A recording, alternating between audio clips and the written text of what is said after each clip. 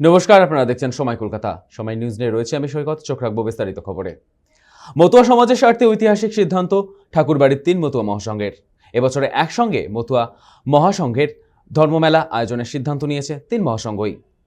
মেলার মাঠে যৌথভাবে মতুয়া নিশান উত্তোলনের মধ্য দিয়ে আনুষ্ঠানিকভাবে সূচনা হয় এবছরের মেলার প্রস্তুতি পর্ব। রাজনৈতিকভাবে মতুয়া ঠাকুরবাড়ি 2 ভাগে বিভক্ত হলেও এই বাড়িতেই রয়েছে 3টি অল ইন্ডিয়া মতু মহাসংঘ।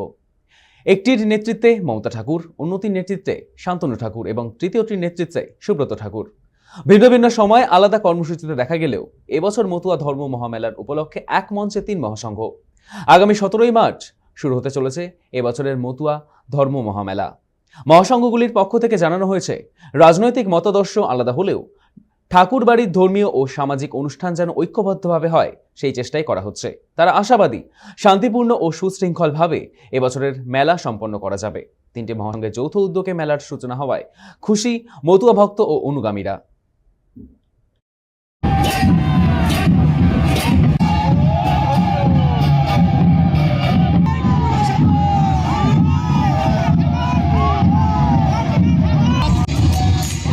আজকের যে 3টা মতুয়া মহাসংঘ, শান্তনু ঠাকুর, সুব্রত ঠাকুর, মমতাবালা ঠাকুর, এই যে একত্রিতভাবে আজকের একটা নিশান উত্তোলন হয়েছে, এর জন্য মতুয়া সমাজ আনন্দিত, গর্বিত এবং আমরা আশা করব আগামী দিনে এই 3 সংঘ যেন এক সংঘ হয়ে ভারতবর্ষে রাজত্ব করে, তবেই আমরা ভারতবর্ষের স্বাধীনতা আমরা মতুয়ার স্থান পাবো।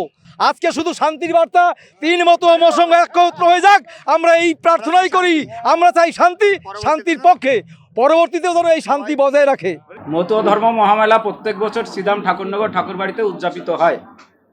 এটা ভক্তদের সর্বোপরি একটা ভক্তির মেলা এবং মনস্কামনা পূর্ণার্থে তারা বহু মানুষ এই কামনা সাগরে স্নান করেন। এই মেলাটা সবার জন্য সার্বিকভাবে আমরা সবাই একত্রিত হয়ে মেলা যাতে সুন্দরভাবে সুষ্ঠুভাবে পরিচালিত হয় তার জন্য আমরা যৌথভাবে সবাই মিলে আজকে মেলার সূচনা করলাম নিশান উত্তোলনের মধ্য দিয়ে। কিন্তু ঠাকুর বাড়িতে যে অনুষ্ঠানগুলো হয়, মেইন অনুষ্ঠানগুলো, সবাই আমরা এটুকু আশা রাখি সবাই সম্মিলিতভাবে ঠাকুর বাড়ির অনুষ্ঠান এর পরবর্তীতে অনুষ্ঠিত হোক, এটা আমাদের আশা।